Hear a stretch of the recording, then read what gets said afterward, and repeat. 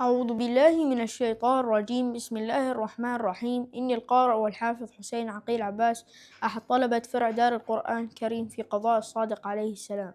نبارك لكم يوم العالمي للقرآن الكريم، وبهذه المناسبة سأتلو عليكم آيات من الذكر الحكيم. أعوذ بالله من الشيطان الرجيم.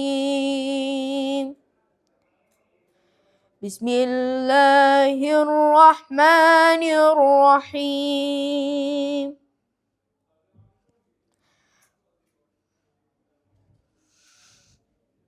وهو بالأفق الأعلى ثم دنا فتدلى فكان قاب قوسين أو أدنى. صدق الله العلي العظيم.